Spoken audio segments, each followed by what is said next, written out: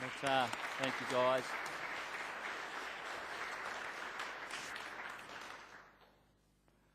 Well, ladies and gentlemen, today is all about opportunity. The opportunity to secure one of Adelaide's finest beachside homes. Located high on the dunes with panoramic views and absolute beach frontage. Affectionately known as Jarrah Cottage, it was once the summer home of the Gilbert family and is now on the market for the first time in 84 years. And today, you have the opportunity to add your name to the history books as the proud new owner of 561 Esplanade here at Grange. Good afternoon, ladies and gentlemen. My name is Paul Henry. I have the privilege of being your auctioneer. I proudly represent LJ Hooker, Australia's most trusted real estate brand, and it's wonderful to see such a great crowd here this afternoon. A special welcome to all our interested buyers. We wish you every success with your bidding here today. Ladies and gentlemen, the property has been offered today under the standard auction conditions as approved by the Society of Auctioneers and Appraisers and the Real Estate Institute of South Australia. Those conditions, along with the contract, Form 1, Section 7 statement and all of the relevant documentation have been available at our office for the past 3 business days and, of course, here on the premises this afternoon. The legal description of the property is described as being Allotment 3 in File Plan 181, being the whole of the land in Certificate of Title, Volume 5666, Folio 630, or otherwise more simply known as 561 Esplanade here at Grange. Now, just a reminder, of course, our bidder registration forms have been available from our sales consultants, and we do encourage you to register. For those people that haven't registered and do choose to bid during the auction process, that's fine. We're happy to accept your bid and register your details after the sale.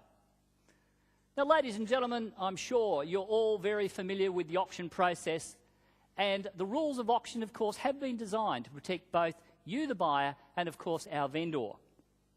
The property is being offered subject to the vendor's reserve price, and subject to that reserve price being met, the highest bidder shall be the successful purchaser only when that bid is at or above the reserve. If the property does not reach the reserve, and that's why it's very important for you to bid here today, the highest bidder will have the exclusive right to negotiate at that vendor's reserve. The successful bidder will also be asked to step forward, sign the contract note and pay to us as agents a deposit of some 10%. The balance of the purchase price is to be paid at settlement, which date has been set down for the 30th of June 2008. End of financial year. However, I do need to point out that I have been advised that there are some variations to the terms, and obviously they have been approved by our vendors. All other parties here today will bid on the standard 10% and 30-day settlement.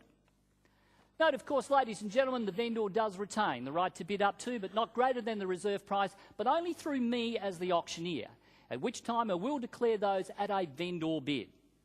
Bids here today, of course, are made on an unconditional basis, and there are no cooling off rights for anybody who bids and purchases on the day of auction. In the event of a disputed bid, I don't think that should happen here today, but I'll determine the dispute as the auctioneer and re-offer the property if necessary. And finally, upon the fall of the hammer, the property is at the risk of the purchaser, so we strongly recommend you take out an immediate insurance cover. Now, ladies and gentlemen, I've gone through a bit of information there this afternoon. I'm going to pause here for a brief moment just to ask if you have any final questions about the property or indeed the conditions of sale. Yes. You want to develop the site, and what is the GST? There are 2 questions. Okay. Question 1, development of the site. Well, first of all, it is a place of local heritage. Any development application would need to go through the City of Charles Sturt. Because it is a place of local heritage, it will need a Category 2 development application. That should take about 3 months. Okay, and speak to Mr Stuart Hooper at the City of Charles Sturt down there. He's the best person to speak to. In regards to GST, our vendor is not registered for GST, and as it is the supply of a residential property and input tax, no GST will apply to the sale. Does that answer your questions? You happy? Very good. Welcome along. Nice to see you back here this afternoon. Any other questions, ladies and gentlemen? Yes, sir. I appreciate this is a nice, beautiful historic site. Yes, sir. But I do wish to build a large garage at the rear of the home that house my car collection. Yes.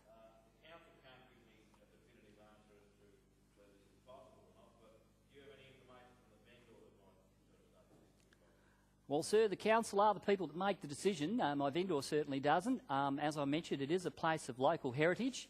Any addition, alteration, removal or demolition of the property does require council consent. But I can tell you, of course, as a Category 2 development application, all the neighbours are notified too. So look, if you do something that's sympathetic with the type of home that is there, then obviously you might have a better chance. And I think I saw you at my last option, sir, so good luck with this one. That answer your question, sir? Fantastic. Any other questions, ladies and gentlemen? Fantastic. We're all happy. Great. Well, ladies and gentlemen, I want to take you back to the year 1924. When our vendors first acquired this home, Australia had a population of 5.8 million. King George V was King of England, and the 1924 Summer Olympics were being held in Paris. For our vendor Nancy Gilbert, playing in the sand dunes and swimming in the sea just out the back here was something she remembered as a child joy. And life was much simpler then and also more fun. Now, 84 years later, this pristine beach is in unchanged condition. To the south, the jetty and the famous Grange Hotel, where Sunday lunch is a serve of King George whiting and a glass of Adelaide Hills Sauvignon Blanc. Built in 1905, Jarrah Cottage offers all the charm and character of that bygone era. Handcrafted from solid Western Australian Jarrah, and of course it has wide verandas, superb formal living areas and 2 large open fireplaces.